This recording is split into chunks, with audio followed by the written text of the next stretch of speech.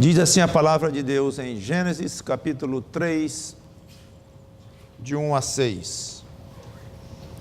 Mas a serpente, mais sagaz que todos os animais selváticos que o Senhor Deus tinha feito, disse à mulher: é assim que Deus disse: não comereis de toda árvore do jardim?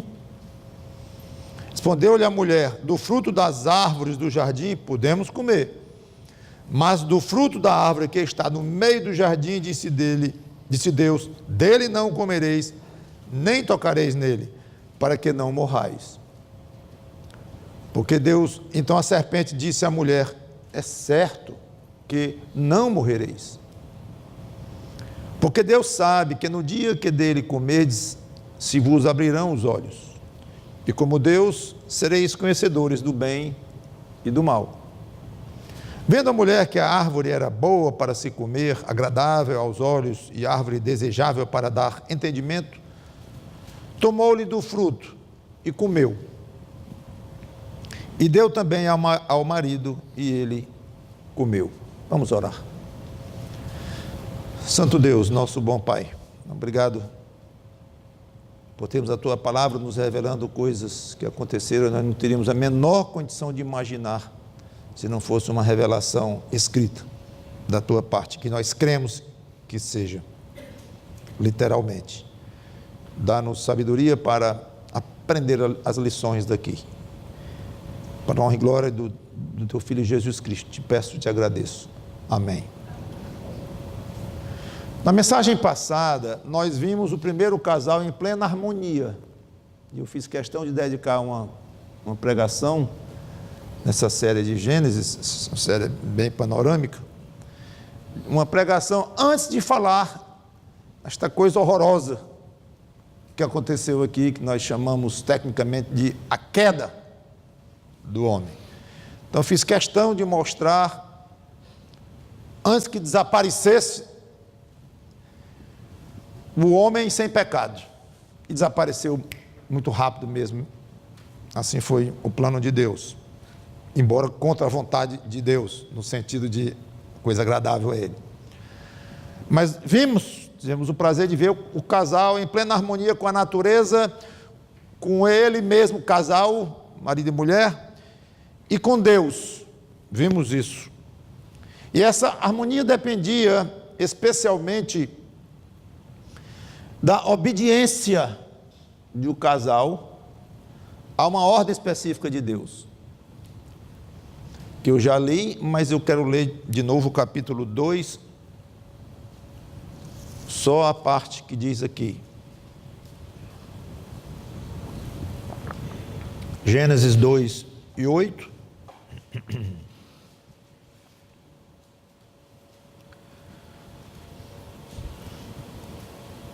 E plantou o Senhor Deus um jardim no Éden, na direção do Oriente, e pôs nele o homem que havia formado. Do solo fez o Senhor Deus brotar toda sorte de árvores agradáveis à vista e boas para alimento, e também a árvore da vida no meio do jardim, e a árvore do conhecimento do bem e do mal. Vamos pular para o 15. Tomou, pois, o Senhor Deus ao homem e o colocou no jardim do Éden para o cultivar e o guardar. E o Senhor Deus lhe deu esta ordem: de toda a árvore do jardim comerás livremente, mas da árvore do conhecimento do bem e do mal não comereis, porque no dia em que dela comeres, certamente morrerás. O que aconteceu foi exatamente o contrário. O casal se rebelou, desobedeceu e pecou, e assim o pecado entrou no mundo, a harmonia foi desfeita, e só males aconteceram como consequência. Eu quero ver hoje, de modo sempre panorâmico, o estrago inicial que o pecado causou. Vou comentar alguns pontos mais significativos, depois nós vamos ver as consequências e tudo.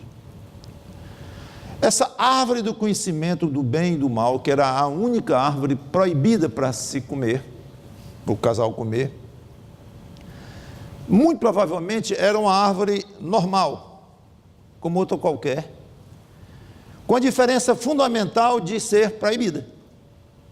O que a caracterizava das outras era esta: era proibida. Tinha a árvore da vida, que também é um motivo de discussão, o que é essa árvore da vida. Não muita discussão, basicamente, se era uma vida indefinida aqui na Terra, ou uma vida eterna, mais abrangente, ou se o casal precisava comer constantemente dela para se manter vivo ou não. Mas não vamos entrar nesse detalhe. Mas, obviamente, alguns acham que era só mesmo uma espécie de um símbolo para mostrar que o homem precisava de Deus para se manter vivo e que nem precisava comer dela, podia comer, mas não era necessário. Seja como for, estava lá a árvore da vida, totalmente liberada para o casal comer. E certamente, se é só simbólico ou não, o fato é que ali estava representado o fato de que Deus dava a vida ao homem e usou um meio de mostrar isso, ou um símbolo de mostrar isso, que era comer daquela árvore, que também tudo indica era uma árvore como outra qualquer.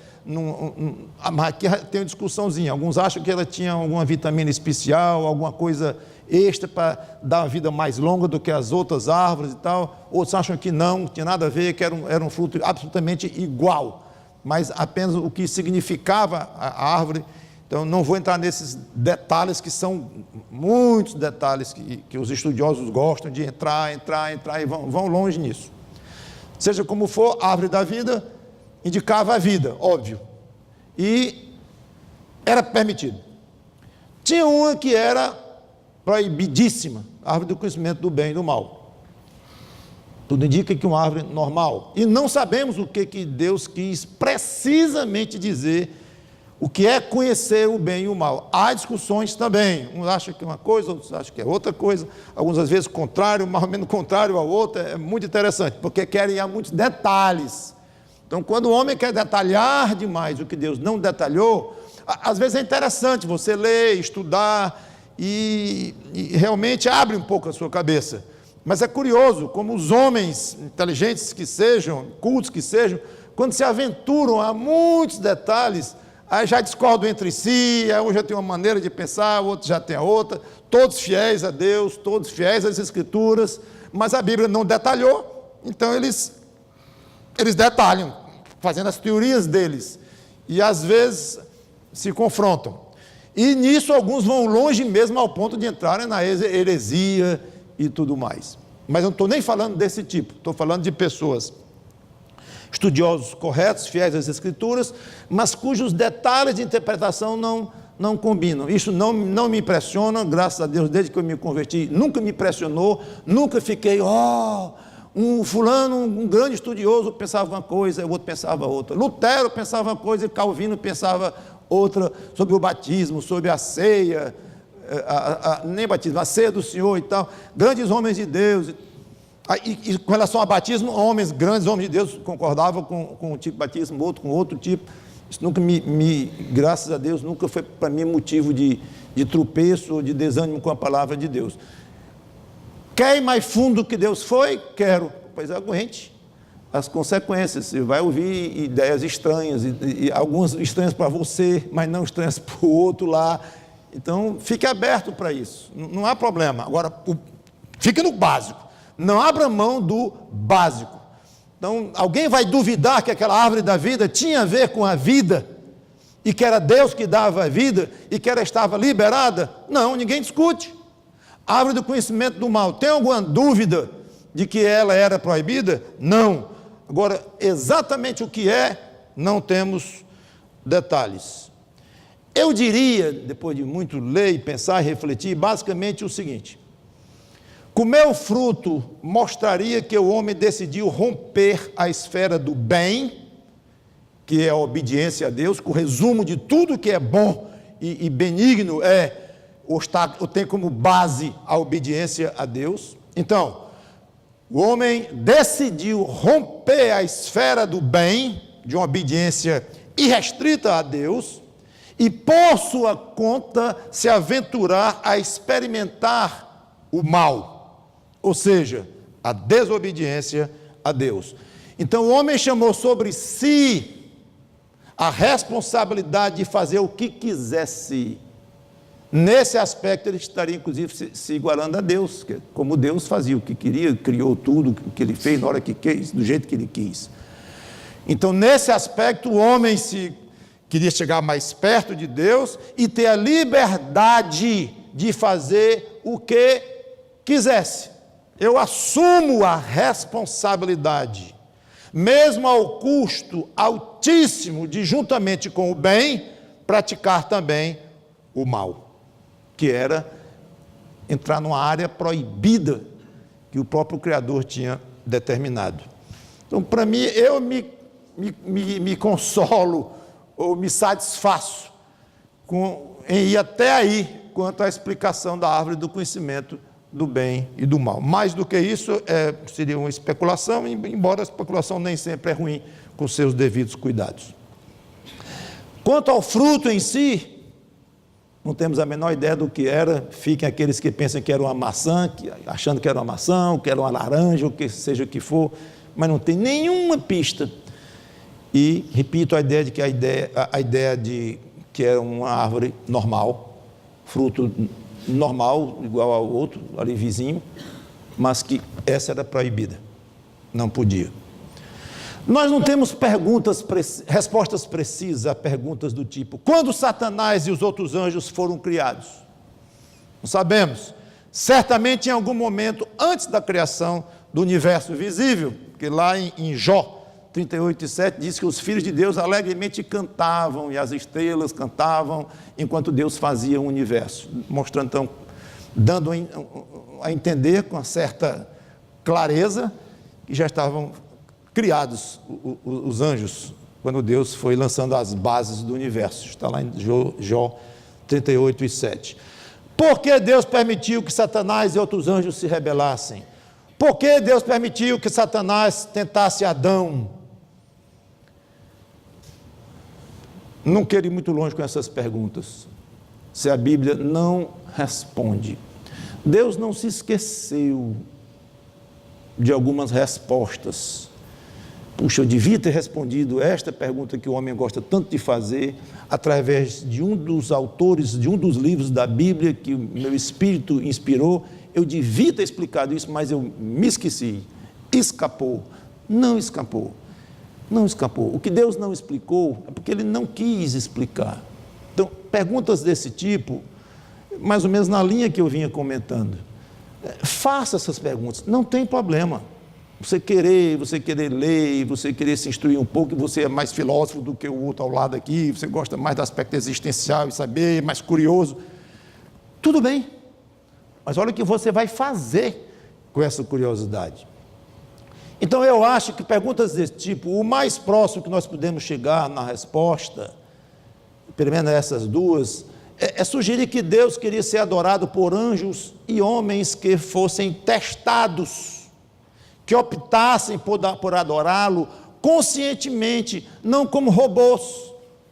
Então Deus deu a oportunidade, aí vou usar a famosíssima expressão livre-arbítrio, para o homem decidir se queria obedecer a Deus só com aquela ordem. Só tinha uma condição, tem milhões de árvores para você, coisas lindas, maravilhosas, gostosas, até essa árvore da vida, que é especialíssima, comam à vontade, mas só esta, não é o contrário não pode comer nenhuma árvore, só pode comer esta, mas Senhor, ficar só num, como maná no deserto 40 anos, aquilo foi duro, um tipo de alimento só, foi difícil, foi uma provação, sem dúvida, mas tivesse sido assim parecido, mas não foi não, é o contrário, comam tudo, só uma, não comam não. Então Deus quis que o homem resolvesse da sua mente, livremente, livre-arbítrio, até aí, livre-arbítrio, como ou não como. Tudo indica que essa oportunidade foi dada aos anjos também, não de uma maneira igual, claro, não temos revelação disso, mas tudo indica, pelo fato de que houve anjos que caíram, liderados por Satanás, então, tudo indica que a mesma coisa passou na mente, no desejo do coração de Deus. Eu quero ser adorado por criaturas angelicais, humanas, mas de uma maneira por livre e espontânea vontade deles. A tentação. A primeira frase pronunciada por Satanás na Bíblia já vem distorcida, a primeira. Mas a serpente mais sagaz que todos os animais selvagens é muito interessante. Vocês não podem imaginar a quantidade de páginas que os estudiosos ficam aqui com esse mais sagaz que todos os animais selvagens que o Senhor Deus tinha feito. Pronto, aqui vão longe, irmãos. A serpente era mais sagaz antes do diabo tomar conta dela ou só depois? Como era esse mais sagaz? Aí vão longe, longe, longe. É muito interessante. Para quem quer mesmo especular, tem muito pano para as mangas, como se diz. Eu sei que a serpente era mais sagaz que todos os animais selvagens que o Senhor Deus tinha feito. Isso eu sei. Vocês querem discutir isso? Vamos até aí. E, obviamente, nós temos interpretação bíblica depois disso, que Satanás estava na serpente. Sim, claro. E que Satanás é mentiroso, sim. Mas interessante que o nome sagaz aqui, no hebraico, como eles dizem lá, não é um nome ruim. Não significa uma coisa sabido, malicioso, sabido no bom sentido, no mau sentido, malicioso. Tal. Não é. Esse sagaz aqui dá a ideia de prudente. Curiosamente, Jesus disse que a serpente é a mais prudente. Não disse que é a mais, mas diz, sede prudentes como as serpentes. Então, parece que aqui não é uma crítica, não. A serpente. Ao animal serpente lá. Mas não querem por esse rumo. O fato é que o diabo se apossou da serpente, indubitavelmente, e nesse ponto ia sair muita coisa distorcida da boca dessa serpente. Aí vem os comentários, por que Eva não se admirou que a serpente falou? Eva devia ter ficado admiradíssima, porque a serpente falou, mas não comenta. Por que não comenta? Aí vão. É interessante. Se Eva achou interessante ou não a serpente falar, se ela achou que não tinha nada demais, eu não sei. Lá a gente pergunta a Eva no céu. O fato é que a primeira frase da serpente, ou de Satanás, agora podemos misturar um com o outro, é assim que Deus disse, não comereis de toda a árvore do jardim. Ele exagerou aqui, como vocês estão vendo. Esse todas, ele já vai sutilmente induzindo Eva a mentir. Se ela dissesse sim, ela já estava sem dizer a verdade. E ela diz, aí Eva responde, podemos comer todos. Ela recusou entrar até aqui, ela recusou entrar no que a serpente quis induzi-la. Não, nós podemos comer todos. Mas do fruto da árvore que está no meio do jardim, disse Deus, dele não comereis, nem tocarás nele para que não morrais. Alguns acham que ela aqui mentiu, com esse não tocar e tal. Não creio, porque já mostra, teria sido o primeiro pecado, era aí, ela ter mentido. Então, provavelmente ela quis dizer, não é para nem tocar, é muito perigoso, ou, claro que para comer a árvore tinha que tocar, então talvez ela misturou o tocar com o comer para mostrar que era muito perigoso, não podia nem chegar perto. Então, eu não creio que Eva aqui tenha deliberadamente mentido, acrescentando o não tocar. E não sei nem se Deus disse isso para eles mesmos, e não registrou lá, quando Deus falou apenas que não podia comer, e Eva deu um pouquinho mais de detalhe, talvez tivesse mesmo Deus ter dito, não sei. Então não vamos fazer muita coisa do fato de que Eva aqui já estava pecando. Até aqui, é melhor achar que não, porque a Bíblia joga todo o foco do pecado, do primeiro pecado, no desejo não contido, nem do desejo em si, mas foi no desejo não contido. E ao entrar no desejo não contido, era um desejo, era proibido satisfazer aquele desejo.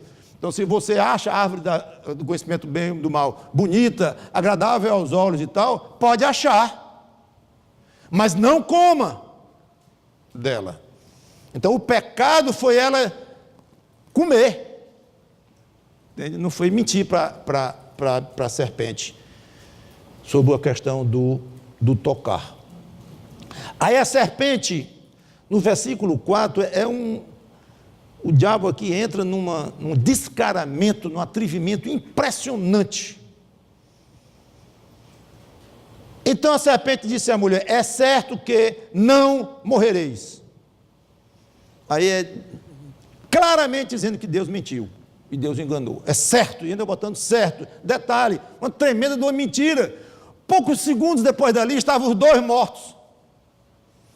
Espiritualmente, com os corpos já envelhecendo, a morte já tinha entrado neles. É certo, olha a autoridade, é certo que não morrereis. Trufo, comeu, morto. Imediatamente, não deu acho que um segundo. Os dois estavam mortos nos delitos e pecados, como Paulo diz, espiritualmente já separados de Deus, e os corpos já começando a envelhecer e a morrer. Todos nós estamos mortos nesse sentido, só esperando o dia do corpo acabar de morrer. Já começamos a morrer quando nascemos. Então a mentira deslavada é um atrevimento muito grande. Mas ele agride a Deus pela segunda vez, sugerindo aqui que Deus tinha ou medo, ou receio, ou ciúme, que os homens ficassem iguais a ele. Ele não deixa muito claro isso. Não morrereis, isso aí é certo, porque Deus sabe que no dia em que dele comerdes, se vos abrirão os olhos, e como Deus, sereis conhecedores do bem e do mal. Não, ele tem segundas intenções. Ele mentiu, dizendo que vocês não vão morrer coisa nenhuma. Então por que ele não deixa a gente comer? Porque ele tem reservas. Vocês vão ser iguais a ele. Ele não quer essa concorrência, algo assim. Então, a serpente deve ter insinuado aqui alguma coisa nesse sentido, muito maliciosamente, sobre Deus. O capítulo 3 é o capítulo mais trágico da Bíblia e o versículo 6 é o mais trágico do capítulo 6. Do capítulo 3. O versículo 6 é o mais trágico do capítulo 3. Vendo a mulher que a árvore era boa para se comer, agradável aos olhos e árvore desejável para dar entendimento, tomou-lhe do fruto e comeu. Aqui entrou o pecado no mundo. E deu também ao marido e ele comeu. Por que a gente diz que entrou em Adão, se Eva pecou primeiro? Porque Adão era o cabeça federal, era o cabeça da raça. Então, nele que estava concentrada toda a humanidade. A própria Eva tinha vindo de Adão, fisicamente. Então, é como se oficialmente, aos olhos de Deus, entrou em Adão. Além do fato de que Adão não foi iludido. Vamos comentar um pouco isso aí.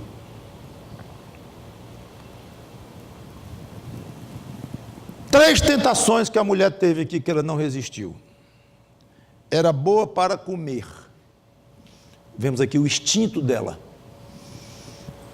Só que lembre-se que as outras árvores também eram boas para comer. Árvores deliciosas.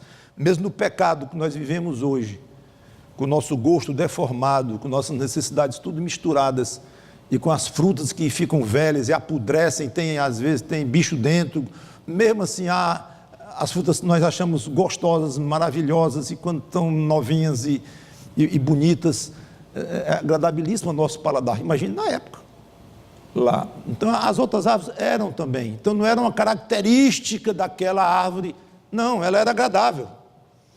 Boa para se comer, agradável aos olhos, vontade de ter. Aqui a ideia é esta, vontade de ter. Coisa bonita, eu quero esta árvore. Quando ouço uma criancinha hoje dizer: mamãe, eu quero isto, eu quero aquilo, eu quero isto, eu quero aquilo, dá vontade de eu voltar a ser pai de criancinha e dizer assim: está proibido o verbo querer nesta casa.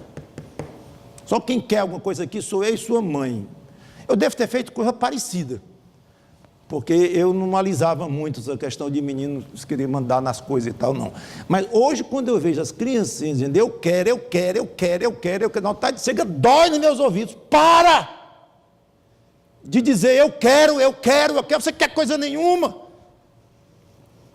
Ainda mais uma coisa errada, ainda mais uma coisa afrontosa, ainda mais uma coisa desrespeitosa, que está contra o que o pai quer, contra o que a mãe quer, que a criança sabe, já ouviu 1000 vezes que é errado. Eu quero o quê? Você quer apanhar. Eu quero esta fruta. Eu quero esta fruta. Gente, foi isso que Eva fez. Foi exatamente neste ponto que ela começou a tropeçar, um desejo muito forte e que não ia conter. Eu quero. E se eu não tiver, vai ter aqui.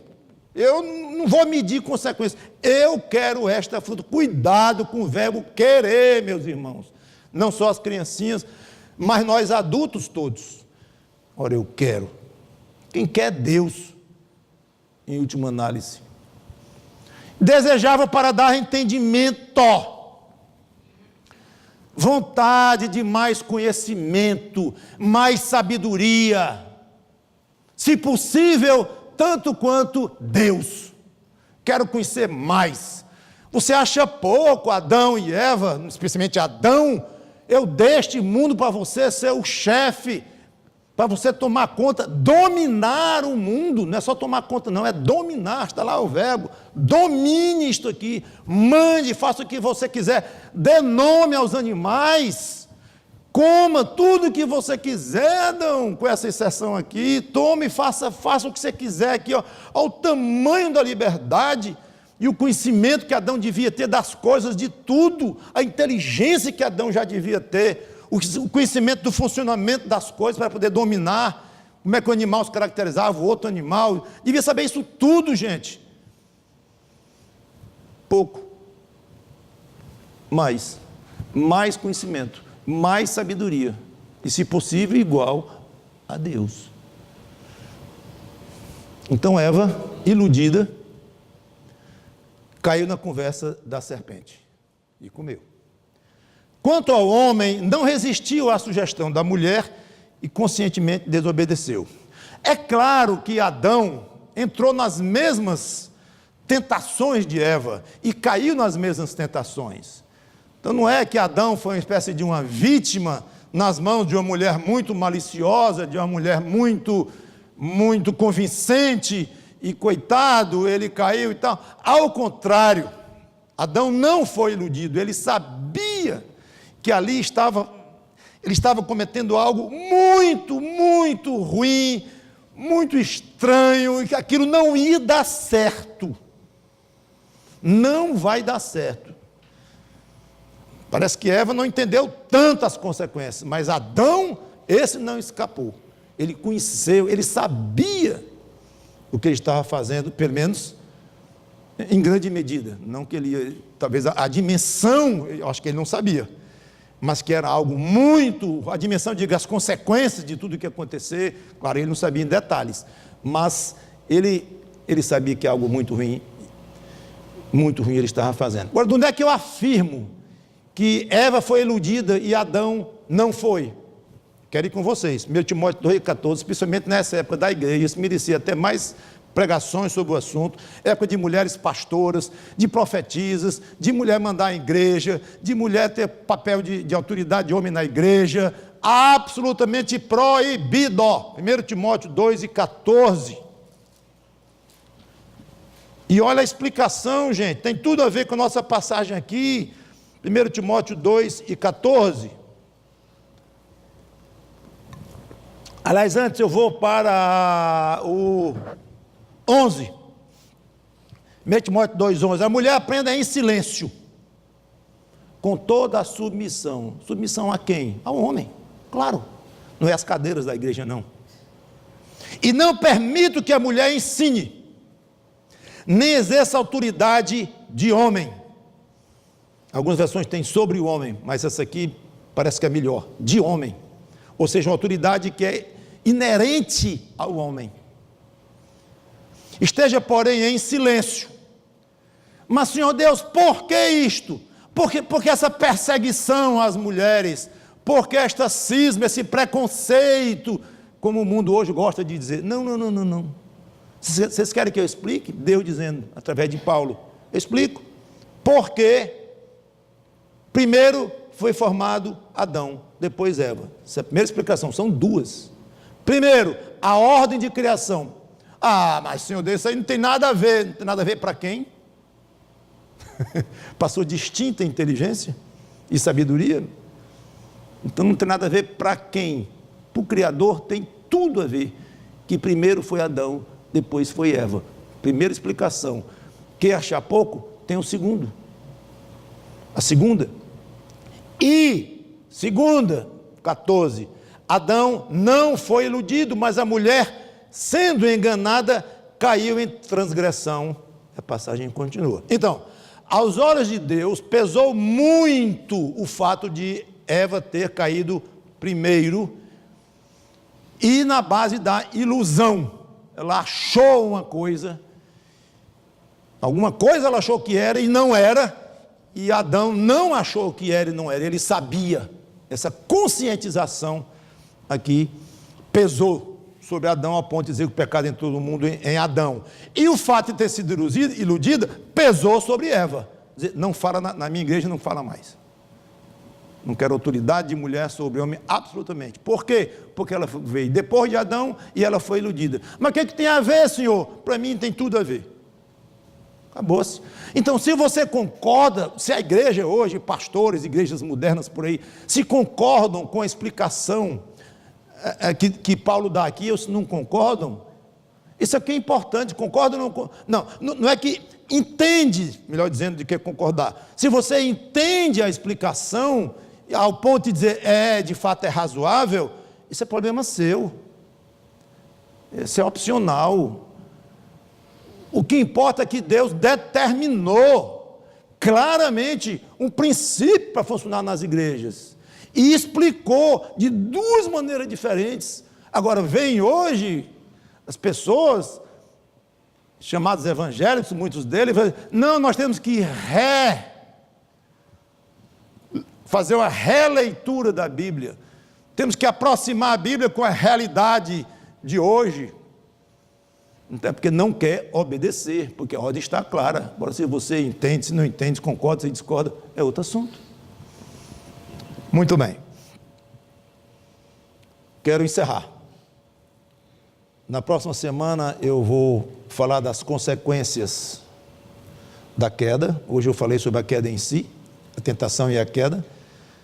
No caso, a carne que foi despertada, o pecado do homem, e 3 sentenças de Deus, vamos comentar, se Deus quiser, na próxima semana. Por enquanto, ou como conclusão, tenha muito cuidado, meu irmão, minha irmã, com qualquer coisa que atraia o seu instinto, como foi agradável, boa para se comer. A primeira tentação de Eva lá. Os instintos foram dados por Deus, mas os instintos, especialmente depois da queda, ficaram muito perigosos, porque eles querem nos levar aonde Deus proíbe chegar. Não é para ir. Mas foi meu instinto, eu fiz isso por instinto.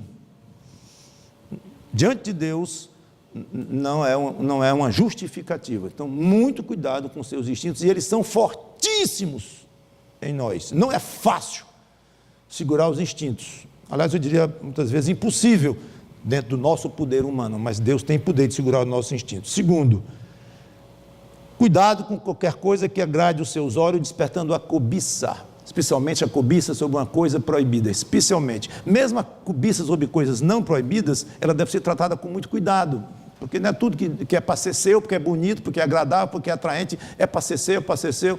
Não. Então, tenha muito controle, eu estou só resumindo, porque cada assunto desse daria muito o que falar. E terceiro, cuidado com qualquer coisa que ele deve desejar ter mais sabedoria ou conhecimento à parte de Deus.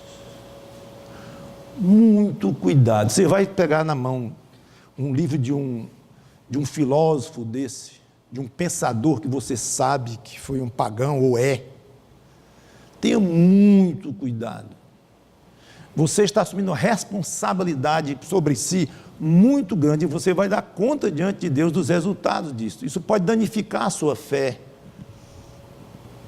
estragar o seu crescimento espiritual, o contato com coisas que você se dá o prazer ou quer contato porque quer conhecer mais as coisas, quer avaliar mais as explicações, quer checar mais as coisas que a Bíblia diz com as coisas que os homens pensam, ou que outras religiões pensam. E certamente outras religiões foram inventadas por homens, ou no mínimo transmitidas por demônios.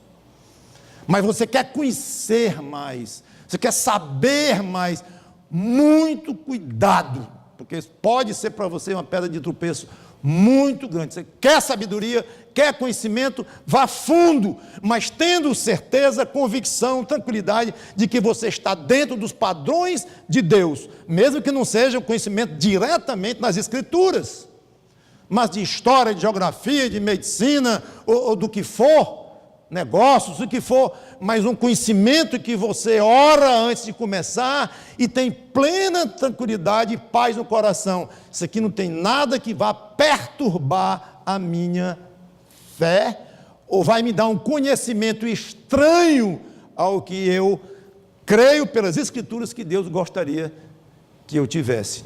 Então se contente com aquilo que você tem, e se for buscar mais, vá, mas com muito cuidado e com muito zelo pelas coisas que Deus quer. Que Deus nos abençoe e nos ajude com tantas lições de vida cristã. Vamos orar. Obrigado, Senhor Deus, pela Tua palavra, que o Teu Espírito Santo nos ajude, de fato, a ficar com o que é importante, com o que é a essência daqui, dessa história triste, dramática, mas que maravilhosamente abriu o caminho para o Senhor Jesus Cristo, como veremos a seguir. Em nome dele te pedimos e agradecemos. Amém.